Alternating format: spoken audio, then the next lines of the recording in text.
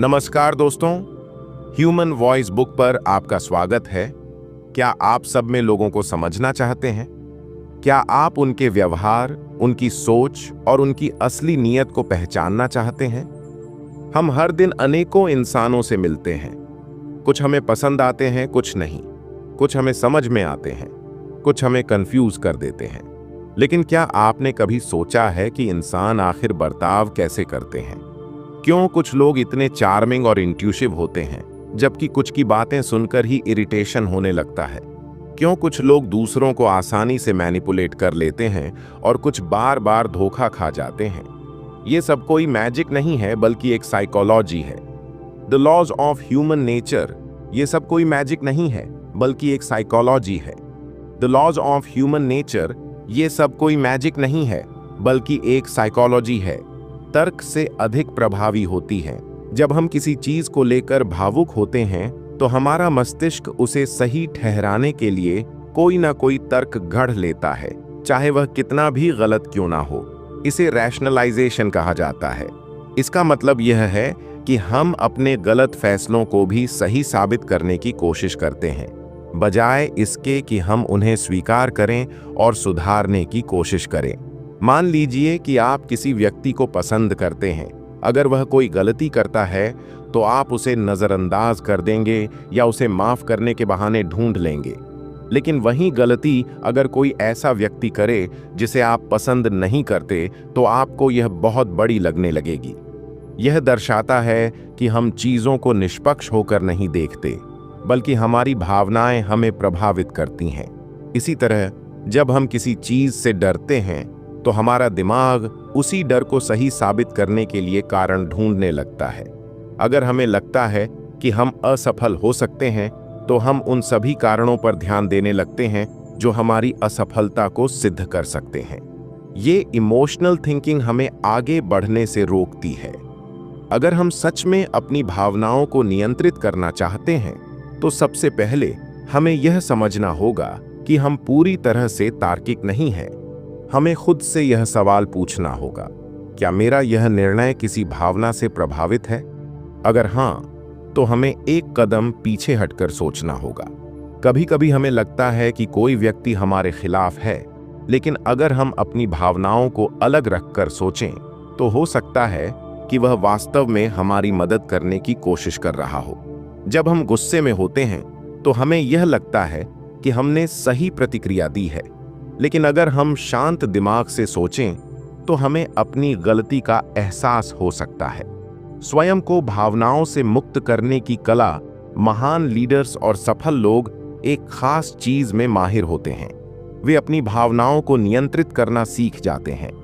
वे यह समझते हैं कि किसी भी परिस्थिति में तुरंत प्रतिक्रिया देने की बजाय थोड़ा रुककर, गहरी सांस लेकर और तार्किक सोच अपनाकर फैसला लेना बेहतर होता है। जब भी हम किसी भावना से प्रेरित होकर कोई निर्णय लेने वाले हों, तो हमें खुद से यह पूछना चाहिए, क्या मैं इस स्थिति को निष्पक्ष रूप से देख रहा हूं? क्या मेरा निर्णय किसी डर, लालच, क्रोध या अहंकार से प्रभावित हो रहा है? अगर कोई और मेरी जगह होता तो वह क्या करता? अगर हम इन सवालों के जवाब ईमानदारी से दे सकते हैं, तो हम अपने इरेशनल बर्ताव को पहचान सकते हैं और अपने जीवन को बेहतर बना सकते हैं। इरेशनलिटी केवल दूसरों में नहीं होती, यह हमारे अंदर भी होती है। अगर हम यह मान लें कि हम भी गलत सोच सकते हैं, तो यही पहला कदम होगा अपने दिमाग को अधिक रैशनल बनाने की ओर। भावनाएं हमारे जीवन का हिस्सा हैं, लेकिन अगर हम उन्हें बिना सोचे समझे अपने निर्णयों पर हावी होने दें, तो वे हमें नुकसान पहुंचा सकती हैं। हम सभी अपने बारे में सोचते हैं, यह स्वाभाविक है, लेकिन कुछ लोग खुद को लेकर इतने अधिक केंद्रित होते हैं कि वे दूसरों की भावनाओं, विचारों और परेशानियों को देख ही नहीं पाते। वे अपने छोटे से दायरे में जीते हैं, जहां उनकी दुनिया का केंद्र केवल मैं होता है। यही आत्ममुग्धता है। अगर आप ध्यान दें तो पाएंगे कि ऐसे लोग हमेशा अपने बारे में बात करते हैं। अगर आप उन्हें अपनी किसी समस्या के बारे में बताएंगे, तो वे तुरंत उसे अपनी किसी और बड़ी समस्या से जोड़कर बताने लगेंगे। उन्हें इस बात से फर्क नहीं पड़ता कि आप कैसा महसूस कर रहे हैं। क्योंकि उनके लिए सबसे जरूरी चीज उनकी खुद की छवि होती है।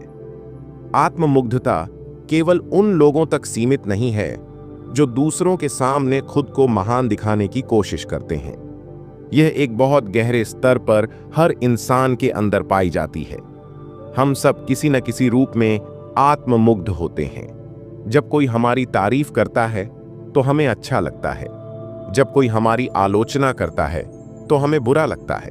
लेकिन जो लोग पूरी तरह से आत्ममुग्ध होते हैं, वे इस भावना को अपनी पूरी पहचान बना लेते हैं।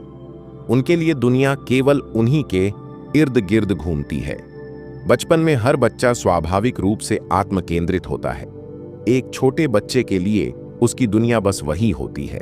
हर कोई अपनी परेशानियों और खुशियों के साथ जी रहा है और हम अकेले इस दुनिया के केंद्र में नहीं हैं।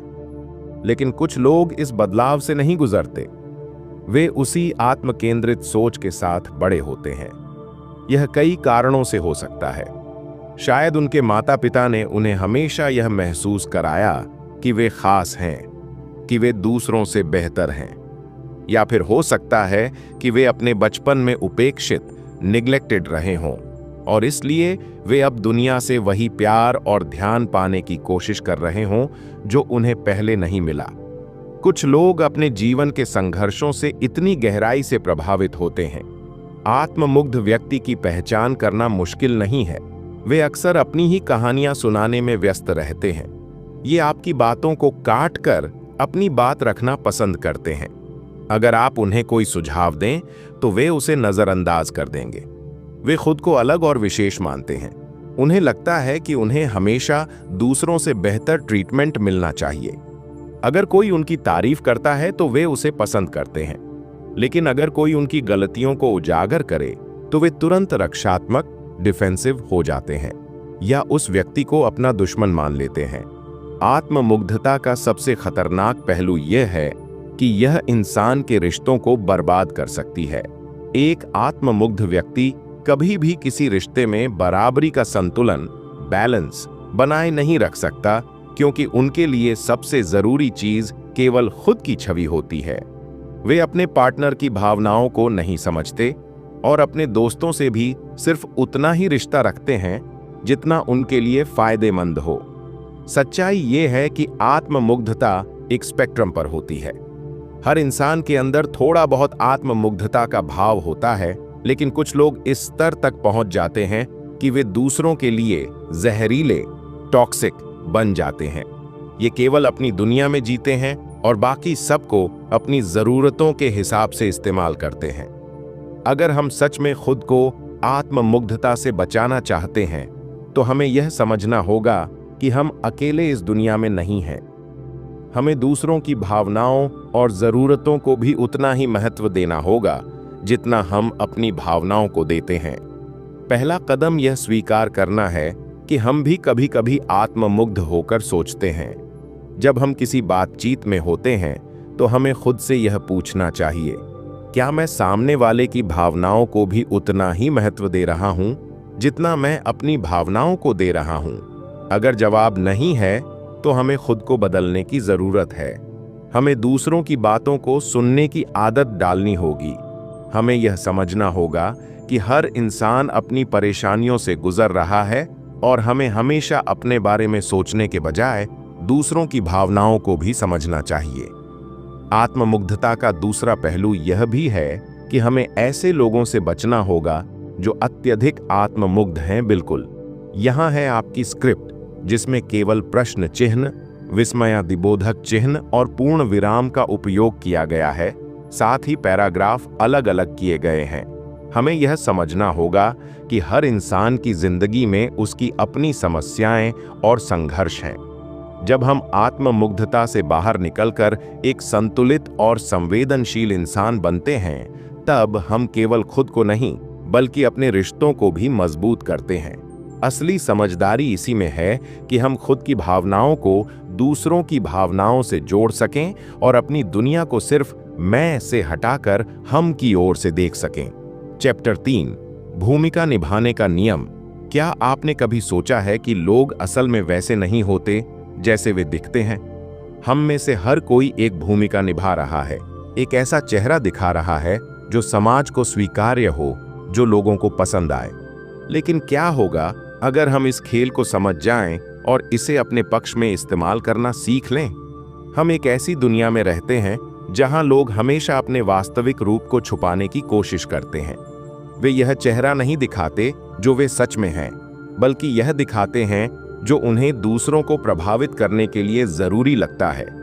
समाज में हर व्यक्ति एक रोल निभा रहा होता है, एक ऐसा किरदार जिसे यह खुद ने चुना है या जिसे परिस्थितियों ने उसे निभाने पर मजबूर कर दिया है। आप किसी भी पेशे को देख लें, एक राजनेता जनता को प्रभावित करने के लिए एक अलग चेहरा अपनाता है।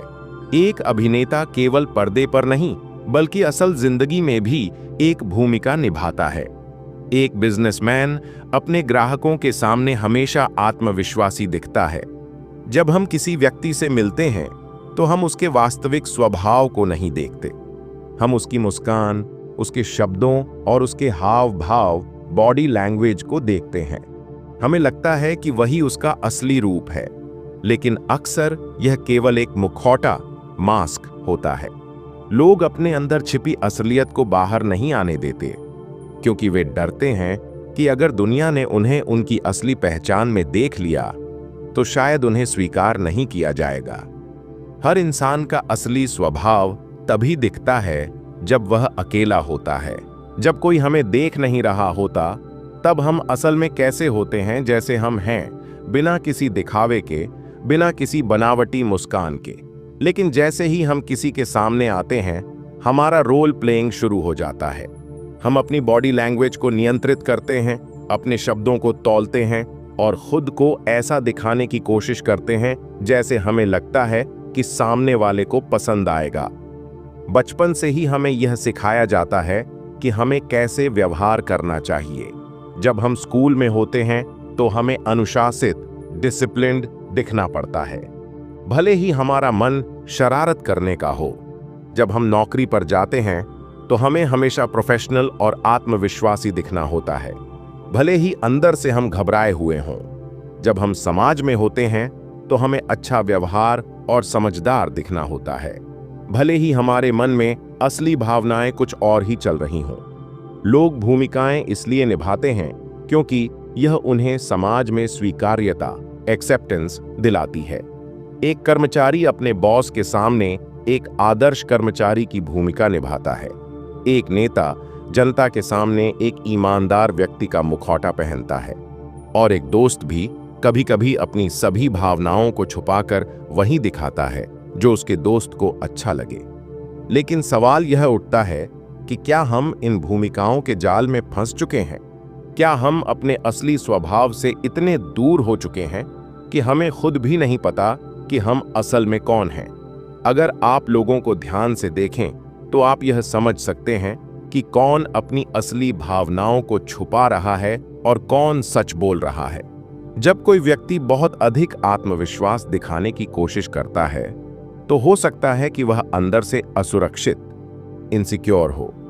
जब कोई बहुत अधिक दयालु बनने की कोशिश करता है तो संभव है कि वह अपनी असली भावनाओं को छुपा रहा हो।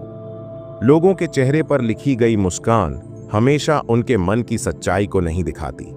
कभी-कभी उनकी आंखों में छुपा डर, उनके हाथों की हल्की सी हलचल, उनकी आवाज का कंपकंपी, यह सब उनके अंदर छुपे सच को उजागर कर सकता है। लेकिन इस खेल में केवल दर्शक बनकर रहने की जरूरत नहीं है। अगर आप इस नियम को समझ जाएं, तो आप इसे अपने पक्ष में इस्तेमाल कर सकते हैं। जब आपको किसी से कुछ हासिल करना हो, तो आप भी अपनी भूमिका को इस तरह से ढाल सकते हैं कि सामने वाला आपके प्रभाव में आ जाए। आप अपने शब्दों, अपनी बॉडी लैंग्वेज और अपने हाव भाव का इस्तेमाल करके लोगों को यह दिखा सकते हैं जो वे देखना चाहते हैं। अब सवाल यह उठता है, क्या हमें भी इस खेल का हिस्सा बनना चाहिए? क्या हमें भी एक मुखौटा पहनकर समाज में अपनी जगह बनानी चाहिए? इसका जवाब इतना सरल नहीं है। अगर आप इस दुनिया में सफल होना चाहते हैं तो आपको यह समझना होगा कि रोल प्लेइंग इस समाज का हिस्सा है। आपको यह सीखना होगा कि कब और कैसे खुद को इस खेल में शामिल करना है। अगर आप एक नौकरी के इंटरव्यू में हैं तो आप अपना आत्मविश्वास दिखाएंगे, भले ही आप अंदर से नर्वस हों। अगर आप किसी महत्वपूर्ण व्यक्ति से मिल रहे हैं तो आप अपनी भाषा और व्यवहार को इस तरह से ढालेंगे कि वह आपसे प्रभावित हो।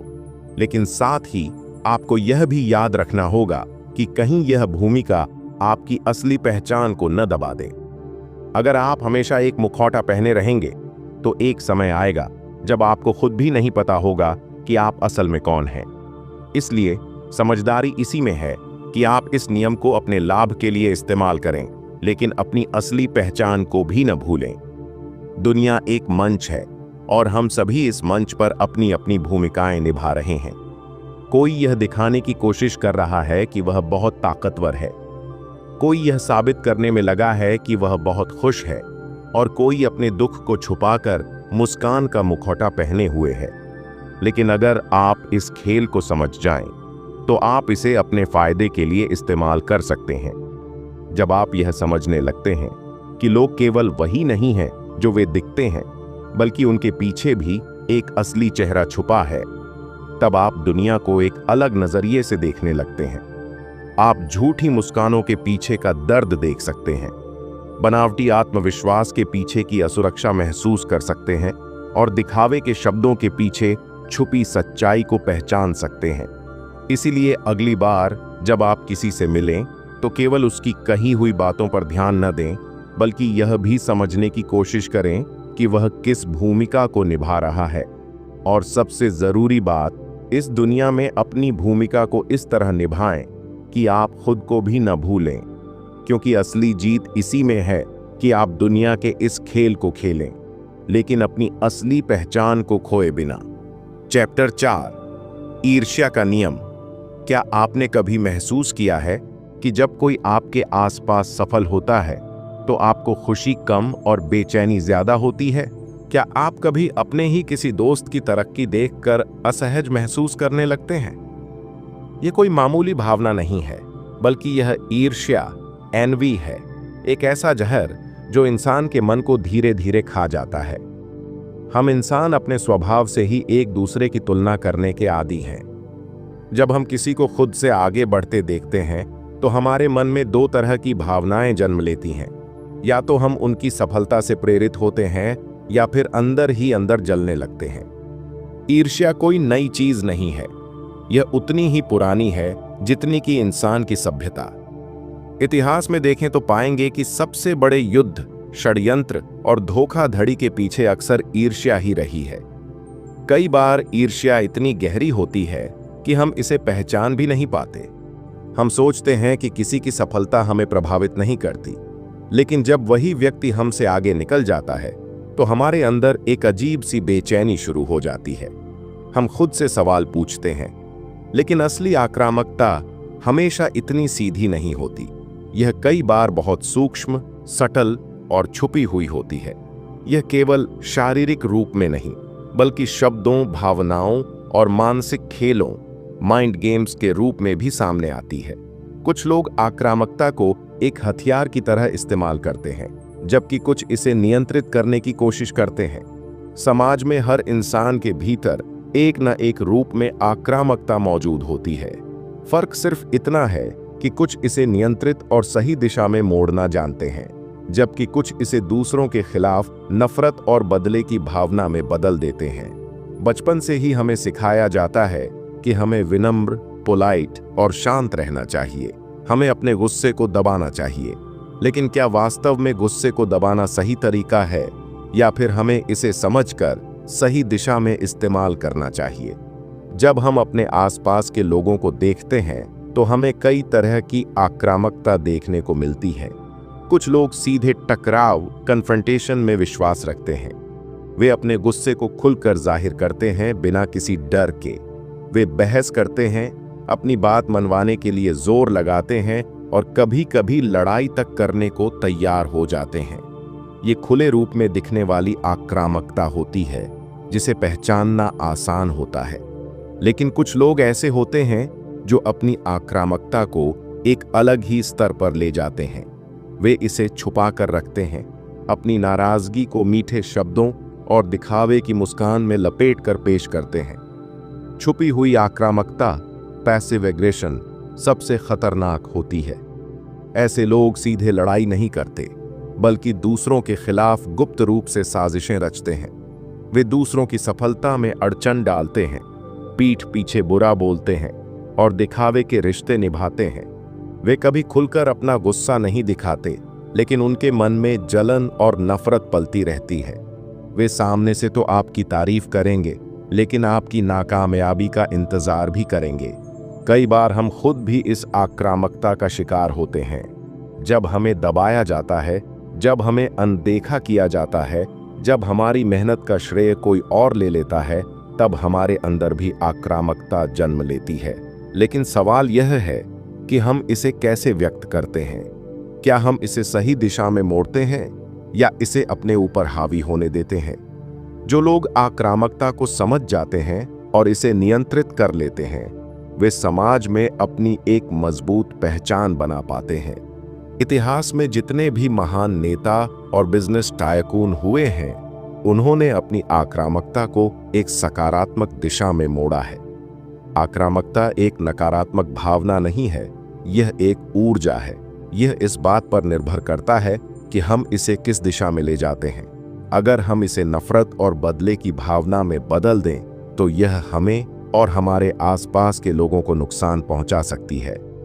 लेकिन अगर हम इसे अपने लक्ष्यों को हासिल करने के लिए इस्तेमाल करें, तो यह हमारे लिए एक ताकत बन सकती है। आक्रामकता को सकारात्मक दिशा में मोड़ने के लिए हमें सबसे पहले इसे समझना होगा। हमें यह समझना होगा कि जब भी हम गुस्से में होते हैं, तो हमारा दिमाग और शरीर कैसे प्रतिक्रिया करता है। हमें अपने गुस्से को व्यक्त करने के बजाय उसे समझने की कोशिश करनी चाहिए। जब भी हम गुस्से में हों, तो हमें खुद से यह सवाल पूछना चाहिए, मैं गुस्से में क्यों हूं? क्या यह गुस्सा वाजिब है? क्या मैं इसे किसी और तरीके से व्यक्त कर सकता हूं? आक्रामकता को सकारात्मक दिशा में मोड़ने के लिए हमें उसे एक रचनात्मक ऊर्जा के रूप में देखना होगा। हमें यह समझना होगा कि गुस्सा और आक्रामकता हमारे लक्ष्यों को हासिल करने के लिए एक प्रेरणा बन सकते हैं। हमें यह सीखना होगा कि कैसे हम अपने गुस्से को एक सकारात्मक दिशा में ले जा सकते हैं, ताकि यह हमारे लिए एक ताकत बन सके, न कि कमजोरी। अगर हम अपने गुस्से को समझ लेते हैं और उसे एक सकारात्मक दिशा में मोड़ लेते हैं, तो हम न सिर्फ अपने लक्ष्यों को हासिल कर सकते हैं, बल्कि एक मजबूत और सफल व्यक्ति भी बन सकते हैं। अगर आप ऐसे ही पावरफुल और लाइफ चेंजिंग बुक समरीज देखना चाहते हैं, तो हमारे चैनल को सब्सक्राइब करें और बेल आइकन को दबाएं, ताकि आपको हर नए वीडियो की नोटिफिकेशन मिलती रहे।